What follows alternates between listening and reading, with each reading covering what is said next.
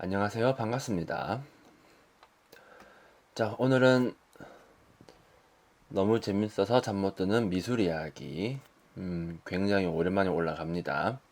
그간 철학 이야기를 좀 굉장히 많이 했었죠. 자, 계속 이어서 이제 다빈치의 이야기를 한번 해보도록 합시다.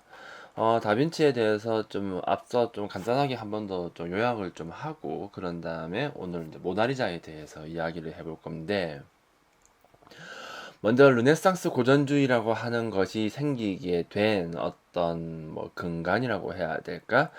거기에는 그 당시 시대에 인간을 바라보는 어떤 관점의 변화, 그게 굉장히 좀 크게 작동을 합니다. 보통 르네상스는 그리스의 부활이다라고 이야기를 많이 하는데, 그것을 넘어서 인간성의 부활이라고 보는 것이 좀 더 정확할 겁니다. 그래서 보카치오나 또는 뭐 미란돌라 같은 철학자들은 인간성이란 무엇인가에 대해서 철저하게 연구를 하게 되죠. 보카치오 같은 경우에는 데카메론을 통해서 그 소설 속에다가 다양한 어떤 인간 군상에 대한 이야기를 많이 하게 되고요. 특히 많이 다룬 것은 어떤 인간의 어떤 욕망, 뭐 자신이 원하는 것, 특히 뭐 조금 뭐 감각적인 것들, 이런 부분에 대한 옹호, 그런 것이 굉장히 많이 드러납니다. 미란돌라 같은 경우에는 이런 이야기를 하게 되죠. 너는 네 자신의 판단에 따라서 동물이 될 수도 있고 훨씬 더 높고 숭고한 상태의 사람이 될 수도 있다라고 이야기를 하게 돼요. 자, 여기서 중요한 건 무엇이냐면 네 자신의 판단이라고 하는 거, 이게 중요합니다. 그래서 인간은 자기 삶을 개척하고 스스로 행복하게 살 수 있는 능력이 있다. 내가 원하는 삶을 나 스스로 선택할 수 있다라고 하는 의미를 말을 하게 되죠.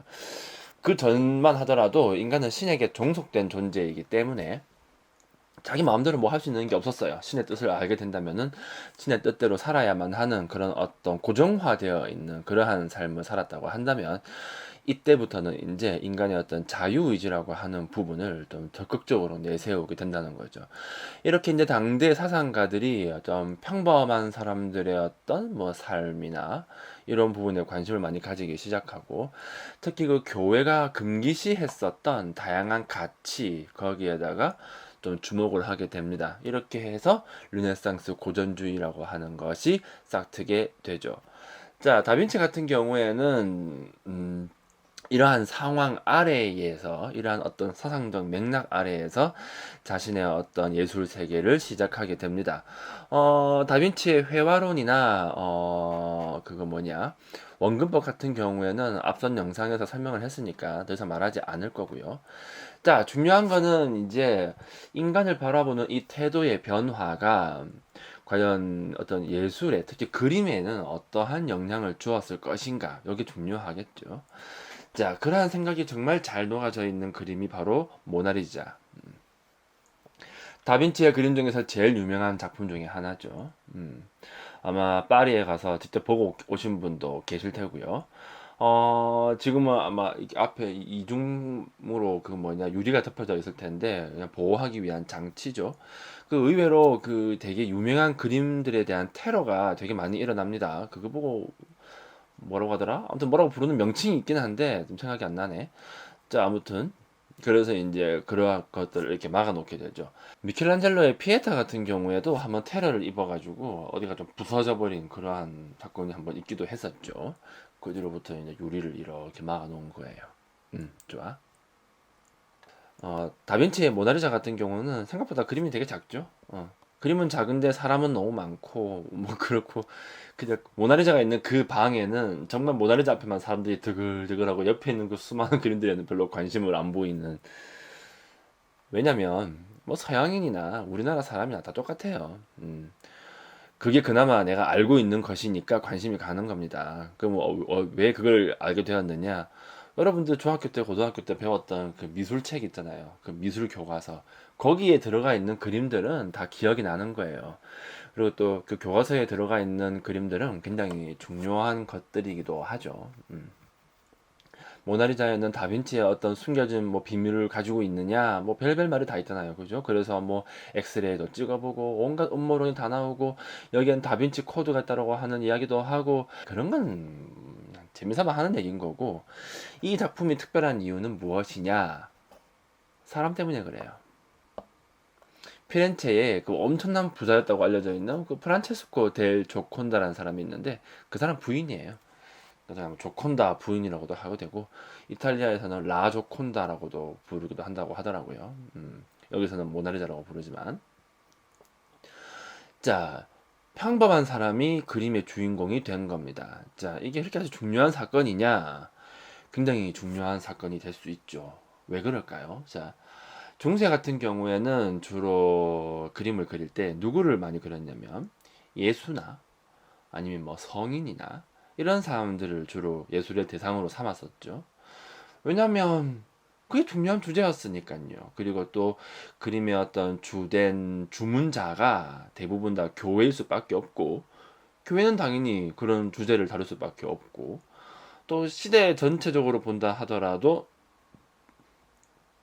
기독교가 굉장히 중요한 가치를 가지고 있는 시대였기 때문에 그럴 수밖에 없는 거예요. 그럴 수밖에 없었죠. 그래서 평범한 사람이 그려진다? 그거는 뭐 거의 불가능한 거예요. 정확하게 말하자면 예술적 가치가 없다라고까지도 말할 수 있겠죠. 한번 잘 생각해봐요. 여러분이 그 중세 예술 그런 거 배울 때 봤었던 그림 중에서 뭐 초상화나 그런 게 많이 있었는가에 대해서 내가 뭐 100% 없다고 말은 못하겠지만 거의 없죠. 대부분 다 뭐 마리아, 뭐 예수님, 뭐 아기 예수, 성인들, 멋진 스탠드 글라스, 그리고 뭐 교회 조각상 이런 것들밖에 없잖아요. 그죠? 그리고 또 심지어 그걸 누가 그렸느냐라고 묻는다면 또 딱히 할 말이 없는 예술가의 어떤 개별적인 개성이 드러나기보다는 약간 좀 기술자 같은 느낌이라고 해야 될까? 뭐 그런 거죠.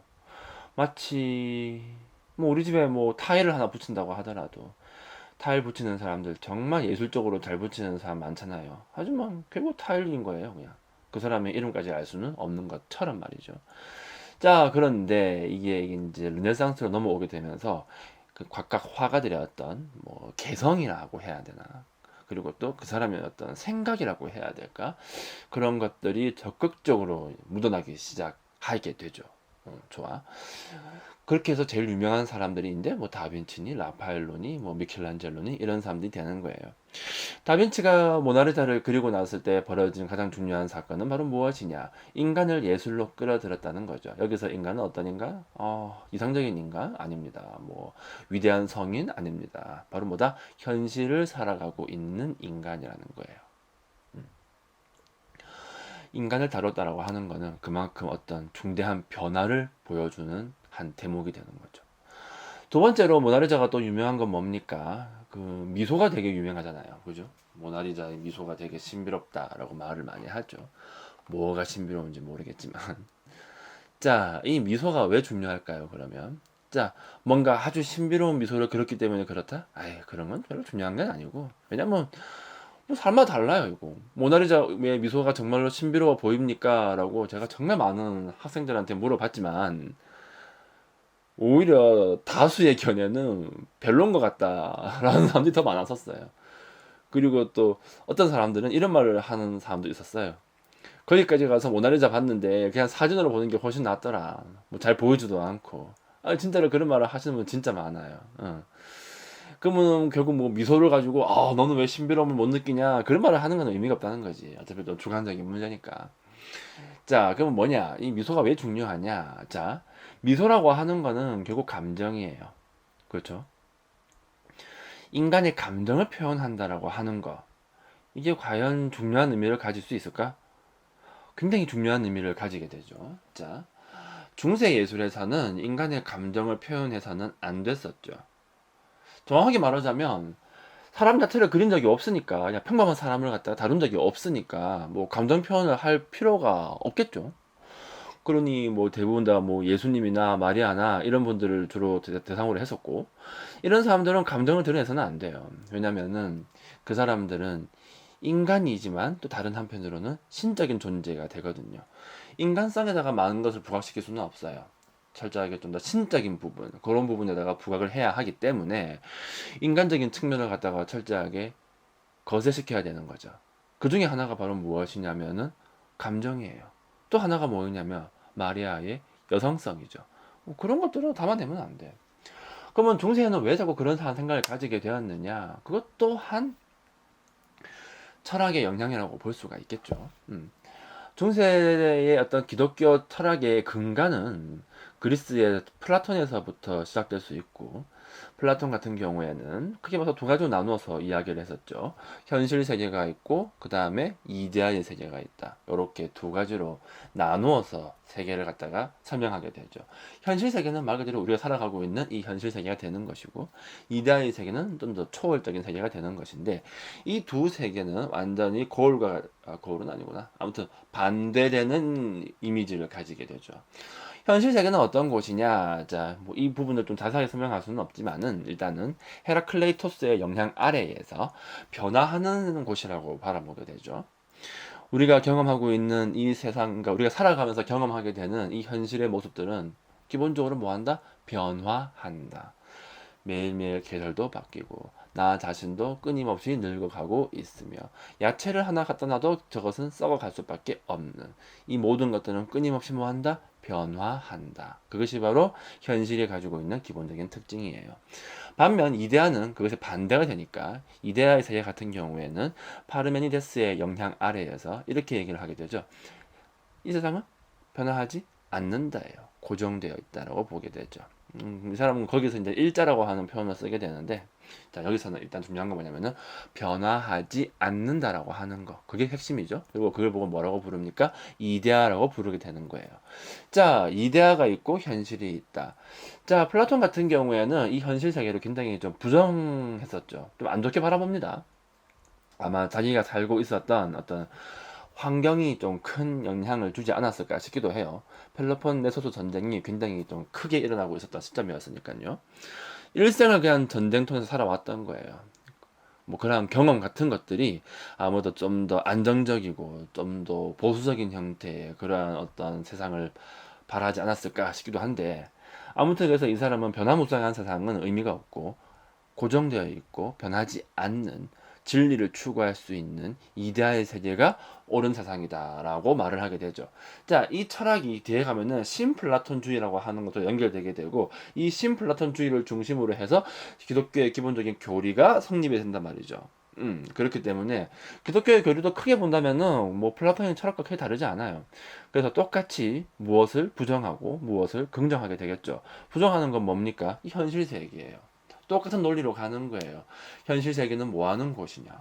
말 그대로 벌 받는 곳이에요. 에덴 동산에서 떨어 쫓겨난 인간들이 벌 받는 곳이 바로 어디다? 여기라는 거지. 자, 이곳에서 우리가 희노애락을 추구하고 막 기쁨을 추구하고 막 그런 것들이 과연 옳은 것이냐? 그건 옳지 않다라고 본 거죠. 우리가 추구해야 할 것은 바로 무엇이냐? 영혼을 잘 갈고 닦아서 죄 짓지 않고 항상 회개하면서 신을 향한 사랑을 항상 노래하면서, 그러면 우리는 어디로 가야 된다? 신의 곁으로 가야 된다는 거죠. 이게 바로 뭐다? 플라톤식으로 이야기를 하자면 이데아의 세계가 되겠죠. 이것 또한 기본적으로는 현실을 살짝 부정하는 그런 뉘앙스를 굉장히 많이 준다는 겁니다. 그러니 현실에서 살아가고 있는 인간이 추구할 수 있는 다양한 것들을 예술로 다룬다라고 하는 건 그다지 좋게 바라볼 수 있는 게 아니라는 거죠. 왜냐면 그림은 결국 교회가 주문하는 거니까. 이 몸뚱아리를 갖다가 채찍으로 터덕치 연탄을 판국에 뭔 인간의 어떤 기쁨을 갖다가 추구한다는 거예요. 그러다 보니 중세 때는 이 감정이라고 하는 부분을 철저하게 좀 배제하게 되죠. 마치 그런 거는 없는 것처럼 예술에서는 거의 다뤄지지 않았어요. 인간의 감정을 표현한다는 것은 굉장히 불경한 일. 그렇기 때문에 표정이라고 하는 게 나오지가 않아요. 그런데 르네상스 시대에는 이 감정이 적극적으로 드러나기 시작한다는 것이고, 이 감정이 정말 잘 담겨 있는 그림이 바로 무엇이냐면은 모나리자라고 하는 거예요. 어떤 것을? 웃음을 담고 있으니까. 웃는다라고 하는 거는 정말 좀 위험할 수도 있는 거니까요. 자, 이렇게 해서 이제 인간을 향한 관심이 굉장히 커지게 되죠. 그리고 이러한 인간의 관심이 기독교 미술에도 많은 변화를 불러오게 돼요. 자, 옛날 중세 예술에서는 예수와 성모는 철저하게 신격화되어 있어야 돼요. 아주 뭐 위품이 있어요. 귀품도 있어야 되고 뭐 웃음이나 그런 거 어떤 뭐 인간적인 면모는 정말 1도 드러나서는 안 됩니다. 그러한 정말 바늘로 찔러도 피 한 방울 안 나올 것 같은 그런 느낌을 줄 수 있어야 되겠죠. 그런데 르네상스 시기에는 예수와 성모 모두가 평범한 인간의 모습으로 드러나게 되죠. 라파엘로의 초원의 성모라는 작품을 봅시다. 자, 이거 여기에다가 그냥 뭐 성모란 제목을 붙였으니까 그렇지. 이게 성모란 이름이 제목이 붙어 있지 않았다고 한다면은 이거는 그냥 뭘 그린 것 같아 보입니까? 그냥 동네 여자를 그렸다라고 봐도 무방할 정도예요.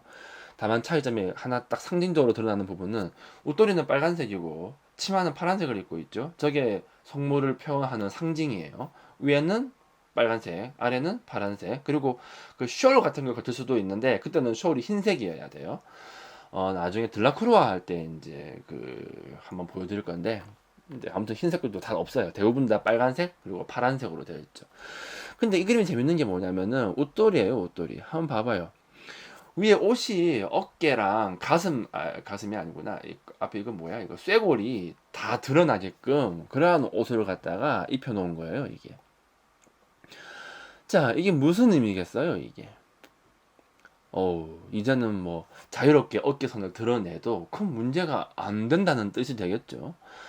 옛날에 중세에 그려졌었던 또는 뭐 조각되었었던 성모의 그림을 보게 되면요. 어떤 식으로 되어 있냐면은 지금으로 치면 그 이슬람 애들이 입고 있는 그 부르카 있죠. 왜 그 징징 감고 있는 그거. 사실 부르카 그거는 아무나 입는 게 아니고 되게 좀 고귀한 여성들만 입을 수 있는 옷이거든요. 그래서 이제 약간 좀 창녀들하고, 그러니까 창녀들 같은 경우에는 옷을 또 헐벗고 다닐 거 아닙니까? 그래서 그들과 약간 좀 구분 짓기 위해서 일부러 그렇게 입혔던 것이죠. 근데 이제 그게 오늘날에는 좀 안 맞게 돼버린 건데, 아무튼 중세에 다뤄져 있는 성모 같은 경우에는 전부 다 부르카 입고 있어요. 온몸을 칭칭 감고 있다는 거죠. 정말 잘 안 드러나요. 그 사람이 어떤 뭐 여성성이나 뭐 가슴의 풍만함이나 이런 거 전혀 안 드러납니다. 그냥 뭐다? 말 그대로 그냥 약간 좀 성인 같은 느낌을 주는 그런 식으로 표현이 되어 있다고 하는 거죠. 그런데 라파엘로의 이 초원의 성모 같은 경우에는 이 느낌이 너무나도 다르다는 거죠. 대놓고 그냥 마치 어떤 시골의 안악 같은 느낌? 그런 느낌을 많이 주게 되고, 또 하나 머리 위에 이 동그랗게 그 빛이 나는 그 황금빛 동그라미 있잖아요. 그거 후광도 어떻게 됐어요? 사라져 있다라고 하는 것까지. 아기 예수는 어때요? 이거 무릎 꿇고 있는 애가 요한이고 옆에 서 있는 애가 아기 예수인데, 뭐 절대 잘하는 느낌보다는 좀 어떤 느낌이 강하게 듭니까? 그냥 뭐라고 해야 될까? 귀여운 아이 정도? 그 정도의 느낌이 강하게 들게 되죠. 오케이? 알겠죠? 더불어서 또 모나리자에는 한 가지 비밀이 더 숨겨져 있는데 그건 뭐냐면 스푸마토 기법이라고 하는 겁니다. 스푸마토라고 하는 건 뭐냐면은 그 연기라고 하는 뜻을 가지고 있는 용어인데 마치 그 연기처럼 사라진다라고 하는 뜻을 가지고 있는 거죠. 대상의 윤곽선을 갖다가 이렇게 문질러 가지고 배경과 어떤 경계를 갖다가 희미하게 하는 거예요. 그렇게 하면은 그 대상의 윤곽선이 마치 그 안개처럼 흐려지게 되고 약간 좀 사라지는 듯한 그렇게 보이게 되거든요. 그러면 뭔가 좀 멀리 물러선 듯한 느낌을 주게 되고 모나리자에는 이 기법이 적극적으로 사용됩니다. 눈하고 입 주변에 경계선을 스푸마토 기법을 통해서 슬그머니 안개처럼 사라지는 것 같은 그러한 느낌을 주게 되죠. 그래서 미소가 살짝 좀 신비로운 느낌을 준다. 그렇게 이해할 수 있겠죠. 그게 그냥 답이 모나리자의 미소가 가지고 있는 모나리자의 미소가 가지고 있다고 하는 그 신비로움의 비밀이다. 이렇게 이해하시면 됩니다. 하지만 역시 모나리자의 핵심은 바로 무엇이냐면은 그 미소라고 하는 것이 가지고 있는 이 감정이라고 하는 측면, 그리고 인간을 다루었다라고 하는 측면, 현대를 살고 있는 평범한 사람 말이죠. 이러한 사람을 다뤘다라고 하는 측면, 이 두 가지 측면이 모나리자에서는 제일 중요한 부분이다. 이렇게 이해를 하시면 될 거예요. 자, 이렇게 해서 간단하게 모나리자가 어떤 그림인가에 대해서 살펴봤습니다. 자, 다음 시간에는 이 암굴의 성모에 대해서 한번 간단하게 이야기를 해볼까 합니다. 자, 그러면 모나리자에 대한 이야기는 여기서 마무리하도록 합시다.